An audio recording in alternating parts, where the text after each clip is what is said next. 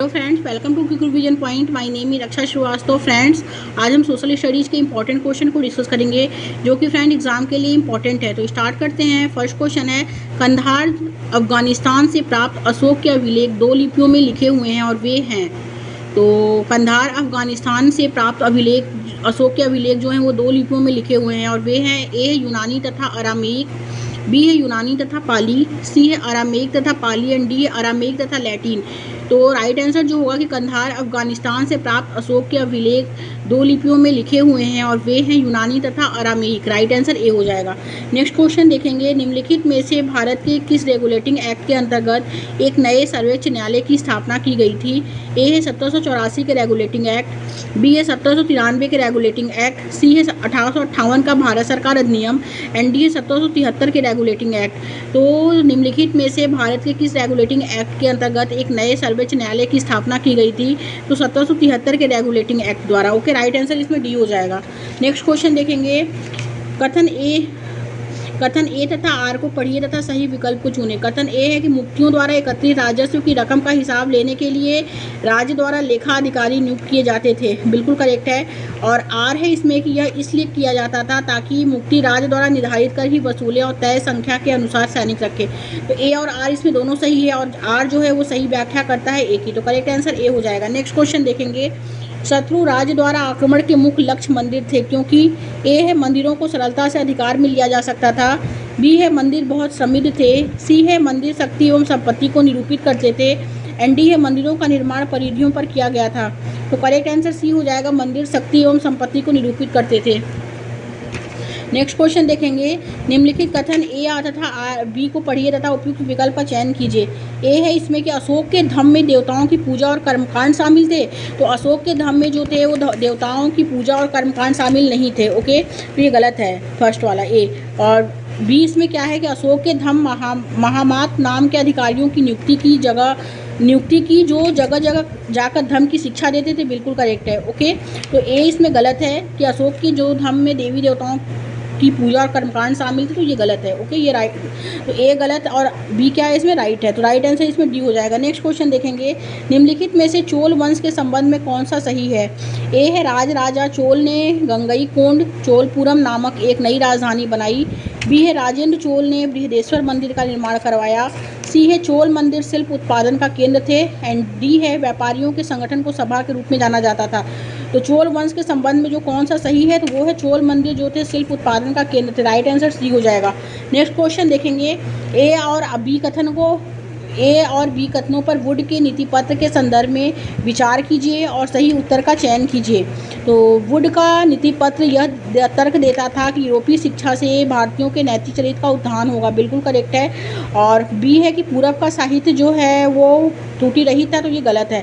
तो ए सही है और बी क्या है गलत है। तो राइट आंसर इसमें सी हो जाएगा। नेक्स्ट क्वेश्चन देखेंगे, नेक्स्ट क्वेश्चन है फ्रेंड्स कि निम्नलिखित का मिलान मुगल साम्राज्य के संदर्भ में कीजिए तथा उपयुक्त विकल्प का चयन कीजिए।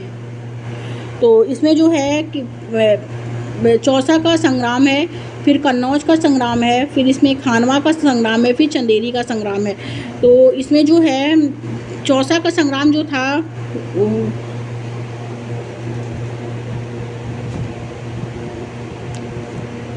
चौसा का जो संग्राम था वो है फ्रेंड, इसमें ए का जो हो जाएगा वो थर्ड हो जाएगा, 1539 ईस्वी। ओके, और फिर कन्नौज का संग्राम जो हुआ था वो 1440 में हुआ था, 1440 ईस्वी। और खानवा का संग्राम जो हुआ था वो हुआ था 1527 ईस्वी। और चंदेरी का संग्राम जो हुआ था वो हुआ था 1528 ईस्वी। ओके, तो राइट आंसर डी हो जाएगा इसमें। नेक्स्ट क्वेश्चन देखेंगे, मुख्य भक्ति संतों के संदर्भ में निम्नलिखित का मिलान कीजिए और उपयुक्त विकल्प का चुनाव कीजिए। तो एक ए है इसमें नमलवर, बी है चैतन्य देवा, सी है सूरदास, डी है नरसिंह मेहता। तो नमलवर जो हैं वो हैं इसमें दक्षिण भारत। ओके, नमलवर का जो हो जाएगा वो दक्षिण भारत हो जाएगा, ए का सेकंड। और चैतन्य देवा जो है उनका जो हो जाएगा इसमें बी का 4 हो जाएगा, पूर्वी भारत। और सूरदास जो है उत्तर भारत, सी का थर्ड हो जाएगा, और नरसिंह मेहता जो हैं उनका हो जाएगा पश्चिम भारत। ओके, डी का फर्स्ट हो जाएगा। तो नमलवर का जो है वो हो जाएगा दक्षिण भारत, और चैतन्य देवा का हो जाएगा पूर्वी भारत, सूरदास का जो हो जाएगा उत्तर भारत है, नरसिंह मेहता का हो जाएगा पश्चिम भारत। ओके, तो करेक्ट आंसर इसमें जो होगा सी हो जाएगा। नेक्स्ट क्वेश्चन देखेंगे, गुलामगिरी पुस्तक किसने लिखी है? गुलामगिरी पुस्तक किसने लिखी है? ए है इसमें ज्योतिराव फुले, बी है हरिदास ठाकुर, सी है श्री नारायण गुरु, एंड डी है मुमताज अली। तो गुलामगिरी पुस्तक जो है वो किताब किसने लिखी है? तो वो ज्योतिराव फुले ने लिखी है। राइट आंसर ए हो जाएगा। नेक्स्ट क्वेश्चन देखेंगे, मानव जाति के लिए एक जाति एक धर्म एक ईश्वर का प्रसिद्ध जो है वो नारा किसने दिया था? तो मानव जाति के लिए एक जाति एक धर्म एक ईश्वर का प्रसिद्ध नारा किसने दिया था? ए है ज्योतिराव फुले ने, बी है डॉक्टर भीमराव अंबेडकर ने, सी है नारायण गुरु ने, एंड डी है ई वी रामास्वामी नायकर ने। तो मानव जाति के लिए एक जाति एक धर्म एक ईश्वर का प्रसिद्ध नारा जो दिया था वो नारायण गुरु ने दिया था। राइट आंसर सी हो जाएगा। नेक्स्ट क्वेश्चन देखेंगे, 1905 में बंगाल में स्वदेशी आंदोलन सबसे सशक्त था, और किस क्षेत्र में इस आंदोलन को वंदे मातरम आंदोलन के रूप में जाना गया? ए है बिहार, बी है उत्तर प्रदेश, सी है महाराष्ट्र, एंड डी है आंध्र प्रदेश। तो 1905 में बंगाल में स्वदेशी आंदोलन सबसे सशक्त था, किस क्षेत्र में इस आंदोलन को वंदे मातरम आंदोलन के रूप में जाना गया? तो वो था आंध्र प्रदेश का आंदोलन। ओके, राइट आंसर इसमें डी हो जाएगा। नेक्स्ट क्वेश्चन देखेंगे, निम्नलिखित कथन ए तथा आर को पढ़िए और उपयुक्त विकल्प का चयन कीजिए।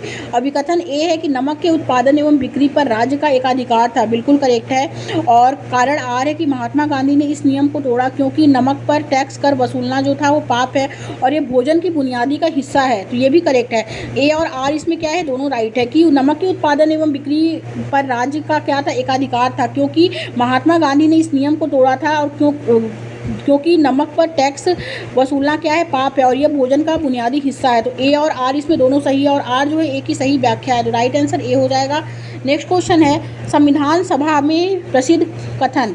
संविधान सभा में प्रसिद्ध कथन, राजनीतिक लोकतंत्र के साथ साथ आर्थिक और सामाजिक लोकतंत्र भी जरूरी है, किसके द्वारा दिया गया है? ए है डॉक्टर राजेंद्र प्रसाद, बी है जवाहरलाल नेहरू, सी है doctor B R Ambedkar, and D है बाबू जगजीवन राम। तो संविधान सभा में प्रसिद्ध कथन, राजनीतिक लोकतंत्र के साथ साथ आर्थिक और सामाजिक लोकतंत्र भी जरूरी है, किसके द्वारा दिया गया है? तो डॉक्टर बी आर अम्बेडकर के द्वारा जो है वो दिया गया। राइट आंसर सी हो जाएगा। नेक्स्ट क्वेश्चन देखेंगे, निम्नलिखित कथनों को पढ़िए तथा उपयुक्त विकल्प का चयन कीजिए। कथन ए है कि ब्रह्मांड लाखों आकाश गंगाओं से मिलकर बना है, बिल्कुल करेक्ट है कि ब्रह्मांड जो है हमारा वो लाखों आकाश गंगाओं से क्या है, मिलकर बना है। और बी है कि क्योंकि आकाश गंगा जो है करोड़ों तारों, बादलों तथा गैसों की एक क्या है, प्रणाली है, तो ये भी करेक्ट है। तो ए और आर बी क्या है, इसमें दोनों सही है। ओके, कि ब्रह्मांड जो है लाखों आकाश गंगा से मिलकर बना है, और आकाश गंगा जो है करोड़ों तारों, बादलों और गैसों की एक क्या है, प्रणाली है। तो ए और बी इसमें दोनों सही है, राइट आंसर ए हो जाएगा। नेक्स्ट क्वेश्चन देखेंगे, नेक्स्ट क्वेश्चन जो है वो नेक्स्ट क्वेश्चन क्या है कि अगर हम विषुवत रेखा से दूर जाते हैं तब, अगर हम विषुवत रेखा से दूर जाते हैं तब। तो ए है अक्षांश जो है समानांतर रेखाओं का आकार कम होता जाता है, बी है कि अक्षांश समानांतर रेखाओं का आकार बढ़ता जाता है, सी है देशांतरों का आकार कम होता जाता है, एंड डी है देशांतरों का आकार बढ़ता जाता है। अगर हम विषुवत रेखा से दूर जाते हैं तो जो अक्षांश है समानांतर रेखाओं का, उसमें आकार क्या होता है, कम होता जाता है। ओके, तो राइट आंसर ए हो जाएगा। नेक्स्ट क्वेश्चन देखेंगे, पृथ्वी को एक एक घंटे के 24 समय क्षेत्रों में बांटा गया है, प्रत्येक क्षेत्र फिल इन द ब्लैंक्स देशांतरी विस्तार है। तो प्रत्येक क्षेत्र कितने डिग्री का देशांतरी विस्तार है इसमें? तो ए है इसमें 30 डिग्री, बी है 25, एंड सी है 20, एंड डी है 15। तो राइट आंसर जो होगा इसमें डी हो जाएगा, 15 डिग्री देशांतरी विस्तार है, राइट आंसर डी हो जाएगा। नेक्स्ट क्वेश्चन देखेंगे, निम्नलिखित में से कौन सा कथन जो है चंद्रमा के बारे में सही है? निम्नलिखित में से कौन सा कथन चंद्रमा के बारे में सही है? ए है इसमें चंद्रमा पर जीवन जो है अनुकूल परिस्थितियां नहीं है, चंद्रमा पर जीवन की जो है क्या है, अनुकूल परिस्थितियां नहीं है, बिल्कुल करेक्ट है।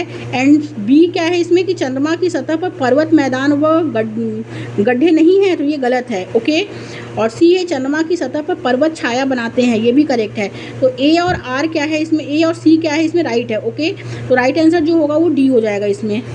नेक्स्ट क्वेश्चन देखेंगे, दिए गए कथनों के आधार पर महासागर की पहचान कीजिए। दिए गए कथनों के आधार पर महासागर की पहचान कीजिए। ए है इसमें यह सबसे गहरा महासागर है, और बी है अंतर्राष्ट्रीय तिथि रेखा इससे होकर गुजरती है, और सी है यह इतना बड़ा है कि सभी महाद्वीप इसके अंदर समा सकते हैं। तो ए है इसमें अटलांटिक महासागर, बी है आर्कटिक महासागर, सी है हिंद महासागर एंड डी है प्रशांत महासागर।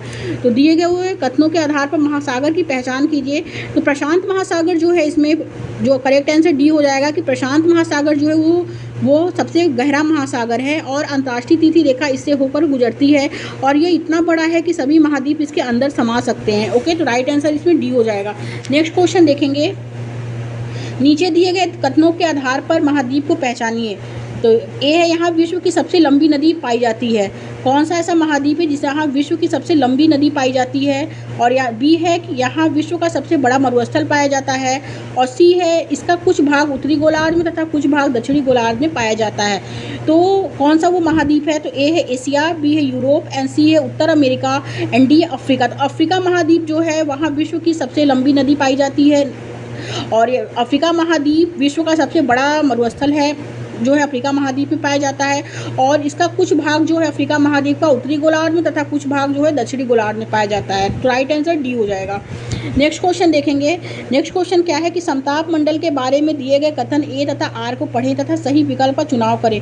अभी कथन ए है कि यह हवाई जहाज उड़ाने के लिए सबसे आदर्श परिस्थितियाँ उपलब्ध कराता है, तो बिल्कुल करेक्ट है। और आर है कि यह बादलों व मौसम संबंधी घटनाओं से लगभग क्या है, मुक्त होता है, ये भी करेक्ट है। तो ए और आर इसमें दोनों सही है कि समताप मंडल के बारे में जो कथन है कि यह हवाई जहाज उड़ाने के लिए सबसे आदर्श परिस्थिति उपलब्ध करता है, तो बिल्कुल करेक्ट है। और यह बादलों व मौसम संबंधी घटनाओं से लगभग मुक्त होता है, राइट, ये भी है। तो ए और आर दोनों सही है, और आर सही व्याख्या करता है ए की, तो करेक्ट आंसर ए हो जाएगा इसमें। नेक्स्ट क्वेश्चन देखेंगे। नेक्स्ट क्वेश्चन क्या है, विश्व के सर्वोत्तम मत्स्य क्षेत्र जो है वो कहाँ पाए जाते हैं? विश्व के सर्वोत्तम मत्स्य क्षेत्र कहाँ पाए जाते हैं? ए है जहाँ गर्म महासागरीय धाराएं बहती हैं, बी है जहाँ ठंडी महासागरीय धाराएं बहती हैं, सी है ठंडी एवं गर्म महासागरीय धाराएं में समान रूप से है, और डी है क्षेत्र जहाँ गर्म व ठंडी महासागरीय धाराएं मिलती हैं। तो विश्व के सर्वोत्तम मत्स्य क्षेत्र जो है वो क्षेत्र कहाँ पाए जाते हैं? तो वो जहाँ गर्म व ठंडी महासागरीय धाराएं मिलती हैं वहाँ पाए जाते हैं। ओके, तो राइट आंसर यहाँ डी हो जाएगा। नेक्स्ट क्वेश्चन देखेंगे। निम्न में से कौन सा क्षेत्र फलों की कृषि के चलते विश्व का फलोद्यान कहलाता है? निम्न में से कौन सा क्षेत्र जो है फलों की कृषि के चलते विश्व का फलोद्यान कहलाता है? ए है पैम्पास, बी है भूमध्य सागरीय प्रदेश, सी है उष्णकटिबंधीय प्रदेश एंड डी है स्टेपी। तो विश्व का फलोद्यान जो कहलाता है वो भूमध्य सागरीय प्रदेश कहलाता है। ओके, राइट आंसर बी हो जाएगा इसमें। विश्व का फलोद्यान जो है वो भूमध्य सागरीय प्रदेश को विश्व का फलोद्यान कहलाता है, तो करेक्ट आंसर जो होगा वो बी हो जाएगा। आगे देखेंगे फ्रेंड्स। नेक्स्ट क्वेश्चन है कि निम्नलिखित में से कौन सा विश्व का सबसे बड़ा नदी बेसिन है? कौन सा जो है वो विश्व का सबसे बड़ा नदी बेसिन है? तो फर्स्ट है इसमें इंडस नदी बेसिन, सेकंड है गंगापुत्र नदी बेसिन एंड थर्ड है अमेजन नदी बेसिन एंड डी है इसमें नील नदी बेसिन। तो इसमें राइट आंसर जो होगा जाएगा कि कौन सा विश्व का सबसे बड़ा नदी बेसिन है? तो वो है अमेजन नदी बेसिन, राइट आंसर सी हो जाएगा। नेक्स्ट क्वेश्चन देखेंगे। नेक्स्ट क्वेश्चन क्या है कि ऐसी गतिविधि जिसमें प्राकृतिक वस्तुओं को अनुरूप और अधिक मूल्यवान उत्पादों में बदल दिया जाता है वह क्या कहलाता है? वह क्षेत्र कहलाता है। एक है इसमें चतुर्थांक, बी है द्वितीयक एंड सी है द्वितीयक एंड डी है प्राथमिक। तो राइट आंसर सी हो जाएगा, द्वितीयक क्षेत्र कहलाता है। नेक्स्ट क्वेश्चन देखेंगे। कॉलम फर्स्ट में दिए गए नामों को मिलान कॉलम सेकंड में दी गई संबंधित गतिविधियों से कीजिए और उपयुक्त विकल्प का चुनाव कीजिए। तो ए है इसमें सेरीकल्चर, बी है पीसीकल्चर, सी है विटीकल्चर एंड डी है हार्डिकल्चर। सेरीकल्चर जो होता है वो रेशम के कीटों का पालन होता है। ओके, सेरीकल्चर रेशम के कीटों का पालन, ए का 4 हो जाएगा। सेरीकल्चर रेशम के कीटों का पालन। और पीसीकल्चर जो होता है वो होता है मछली पालन। विटीकल्चर जो होता है वो होता है अंगूर की खेती। और इसके बाद जो होता है हार्डिकल्चर जो होता है वो होता है फलों व फूलों की खेती। ओके, तो सेरीकल्चर जो होता है वो रेशम व के कीटों का पालन होता है। पीसीकल्चर जो होता है वो मछली पालन होता है। विटीकल्चर जो होता है वो होता है अंगूरों की खेती। एंड हार्डिकल्चर जो होता है फलों व फूलों की खेती होती है। तो राइट आंसर इसमें सी हो जाएगा friends. Okay, thank you friends.